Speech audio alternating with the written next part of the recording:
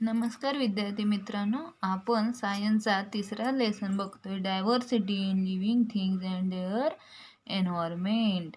विविधता, सजीवांची विविधता आणि त्यामधलं असलेले वेगवेगळे classification.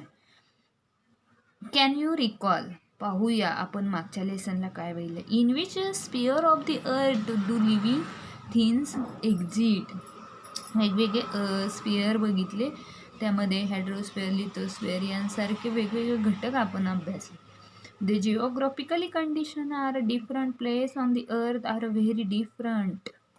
We find that living things exist in all these diverse conditions.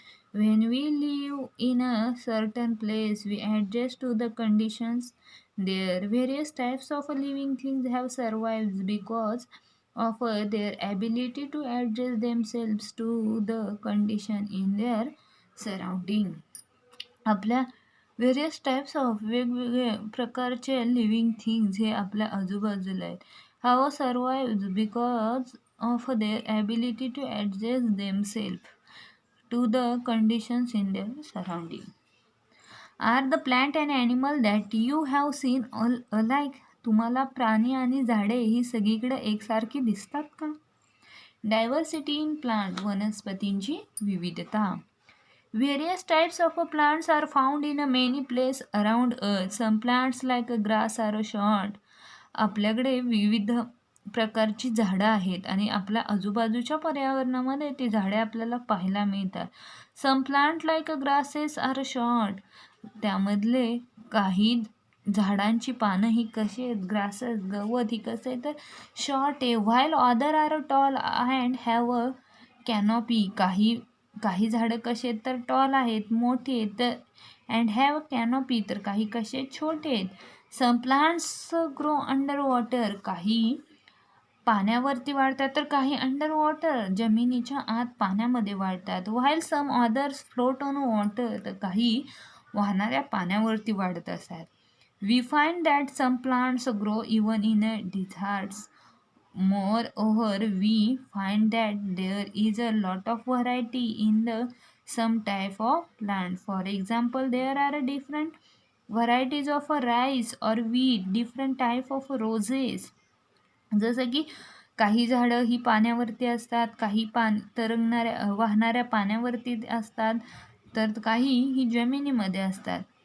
For example, there are different varieties of rice or wheat. गहू आणि तांदूळ.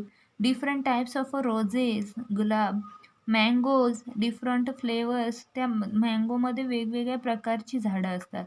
सम plants grow even without stem, leaves or roots. सगळीच झाडं ही त्याचं स्टेम म्हणजे खोड, मूळ आणि पानं यावर वाढत असतात. These are very different from ordinary plants. Let's study diversity among plants. तर काही झाडं ही डिफरंट फ्रॉम ऑर्डिनरी प्लांट्स, वेगळी आहेत. Let's study this diversity among plants. आणि त्याची जी डायव्हर्सिटी ती आता आपण बघणार आहोत. पुढे दिले, plants make their own food in sunlight. Such plants are called autotrophic plants. जेव्हा झाडं स्वतःचं अन्न स्वतः तयार करतात त्याला आपण काय म्हणतो, तो ॲटोट्रॉपिक प्लांट्स म्हणजे स्वयंपोषी. स्वतःचं अन्न स्वतः तयार करतात त्या प्लांटला आपण काय म्हणतो, autotrophic. For example, the hibiscus, pomegranate, periwinkle. जास्वंद आहे, डाळिंब आहे, सदाफुली. पेरिविंकल म्हणजे सदाफुली, etcetera. Some plants like fungus, loranthus म्हणजे बुरशी तुमची असेल. त्यानंतर आमरवेल आहे. Use other plants for food and are said to be heterotrophic. हे सगळं जे फंगस, लेटोट्रॉपीज, dodder, use other plants for food, हे दुसऱ्या झाडांचा वापर अन्न म्हणून करतात त्याला आपण म्हणतो हेट्रोट्रॉपिक म्हणजेच परपोषी. Plants like the pitchers plant even consume insect. त्याचप्रमाणे plant like the pitcher plant even consume insect, काही असे असतात की ते नुसते कीटक खात असतात, दे आर इन्सेक्टिव्हेरस, त्याला आपण म्हणतो कीटक पक्षी, त्याला आपण म्हणतो कीटक पक्षी. Methods of a nutrition in plant, झाडाच्या मेथड्स आहेत वेगवेगळ्या, त्या झाडाचं न्यूट्रिशन, त्या झाडाला खाऊ ज्या की वेगवेगळ्या पद्धतीनं आपण त्याची ग्रोथ होत असते, झाडाची वाढ होत असते, ती कशी होत असते, जे काही पिक्चर्स दाखवले आहेत. पुढचा पॉईंट आहे द स्ट्रक्चर ऑफ प्लांट, म्हणजे झाडाचा आकार. Plant structure can generally be divided into 2 plants, 2 प्रकारामध्ये. The stem which grow above the ground and the root which grow below the ground surface. पहिला आहे की झाडाचं जे खोड आहे ते stem which grow above the ground and root which grow below the ground surface. त्याचं झाडाचं रूट हे जमिनीच्या खाली आहे आणि त्याचं खोड हे जमिनीवर आहे. The root, stem and leaves are the main part of plant. झाडाचं मूळ, खोड आणि पान हे काय आहे तर main parts of a plant, झाडाचे मेन भाग आहेत. From time to time plants bear flowers for reproduction. Flowers are transformed into fruits. आणि प्लांटचं वेळोवेळी प्लांटचं काय होत असतं तर रिप्रोडक्शन होत असतं. त्याची त्या झाडाचं रिप्रोडक्शन होऊन फ्लॉवर्सचं ओपनिंग होऊन त्यानंतर त्यातून काय होतं तर फ्रूट्स येतात. Fruits have seeds, seeds give rise to new plant. आणि त्या झाडाला फूल येतं आणि त्या फुलापासून त्याचं फळ तयार होतं आणि त्या फळाच्या ज्या बिया आहेत त्या बियांपासून पुन्हा आपण एखादं नवीन प्लांट बघू शकतो. मग दिले खाली structure, the structure of plant, झाडाचं स्ट्रक्चर. मग आपण बघितलंय हे आपल्या झाडाचं स्ट्रक्चर आहे. यामध्ये ही तुमची जमीन आहे, या जमिनीच्या खालचा जो भाग आहे हे रूट आहे, त्याला आपण काय म्हणतो तर रूट म्हणतो. हे जे खोड दिसते आपल्याला त्याला आपण स्टेम म्हणत असतो, हे दिसते त्याला आपण फ्रूट म्हणत असतो. नंतर ही जी येलो कलरमध्ये दिसते ते आहे द फ्लॉवर आणि ग्रीनमधली द लीफ. आता बघूया the flower. This is the most attractive part of a plant. It is connected to the stem by a stalk which may be long or short. म्हणजे this is the most attractive part of a plant, हा या झाडाचा एक मोठा असा छान असा attractive भाग आहे. It is connected to the stem it is connected to the stem by a stalk which may be long or short. या फुलाचा जो देठ असतो तो लहान असेल किंवा मोठा असेल. Flower has a typical colour and shape. आणि या फ्लॉवरला वेगवेगळा असा कलर असतो आणि शेपही असतो. The flower is an important means of reproduction. आणि फूल हे सुद्धा एक रिप्रोडक्शन इम्पॉर्टंट भाग आहे. The leaf is a flat. झाडाची पानं ही कशी आहेत फ्लॅट आहेत, सपाट आहेत.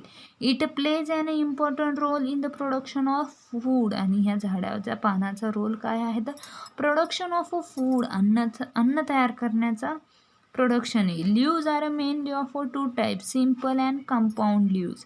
आणि मग त्या झाडाचे 2 भाग पडतात, एक आहे सिम्पल आणि एक आहे कंपाऊंड. सिम्पल म्हणजे साधा आणि कंपाऊंड म्हणजे त्याला जो आकार आहे त्याला आपण म्हणतो compound leaf.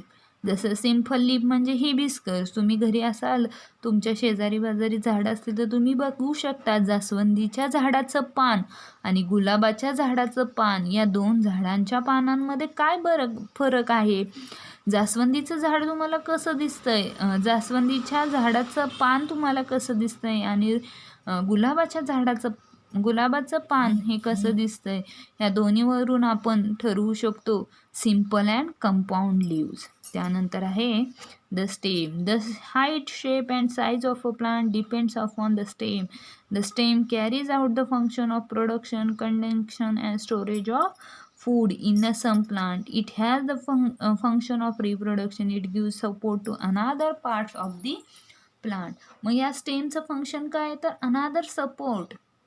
It gives support to other parts of the plant. दुसऱ्या एखाद्या प्लांटला, झाडाला ते स्टेम काय करत असतं तर सपोर्ट देत असतं.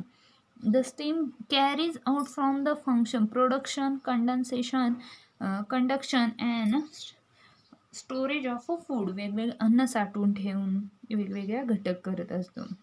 The fruits have a different shape. Fruits contain one or more seeds. The pods of beans and peas are actually fruit. या फ्रूटमध्ये सुद्धा वेगवेगळे आकार आहेत. Fruit contains one or mower seeds, त्यामध्ये वेगवेगळे वन ऑर मोवर सीड्स, एक किंवा अनेक अशा बिया आहेत. The pods of beans and peas are actually fruit. आणि शेंग जी आहे आपली ग्राउंडनटची शेंग असेल, वाटाण्याची, ही ॲक्च्युली काय आहे तर एक प्रकारचं फळच आहे. The roots hold the soil firmly and anchor the plant. The main function of the root are to absorb and transport water and nutrient from the soil. मग हे रूट काय करतं तर ॲक्च्युली काय करत असतं ते तर absorb and transport water and nutrient from the soil. जमिनीमध्ये पाणी पुरवण्याचं अँड ऑब्सॉर्ब, त्याला वेगवेगळे न्यूट्रिएंट देण्याचं काम हे रूट करत असतं. The root of the carrot and radish also store food. मग मुळा आणि काकडी यांचं जे रूट आहे त्या रूटलाच काय येत असतं तर फळ येत असतं. There are 2 types of root, taproot and fibrous root. आणि ह्या जसं की झाडाच्या पानामध्ये 2 प्रकार आहे, सिम्पल, कंपाऊंड, तसंच रूटमध्ये सुद्धा 2 आहेत, टॅपरूट अँड फायबरस. टॅपरूट म्हणजे हिबिस्कस अँड बनियन, म्हणजे तुमचं जास्वंदीच्या झाडाचं जे रूट आहे एक सिंगल रूट आहे, त्याला आपण टॅपरूट म्हणतो. आणि फायबरस रूट म्हणजे ओनियन, ग्रासेस. जो तुम्ही कांदा कापला तर त्या कांद्याला खालच्या साईडला किती रूट्स असतात, दॅट इज फायबरस रूट. आज आपण एवढंच पाहूया. राहिलेला लेसन आपण पुढच्या तासाला बघूया. काही अभ्यास देते तो तुम्ही सॉल्व करणार आहात. थँक्यू.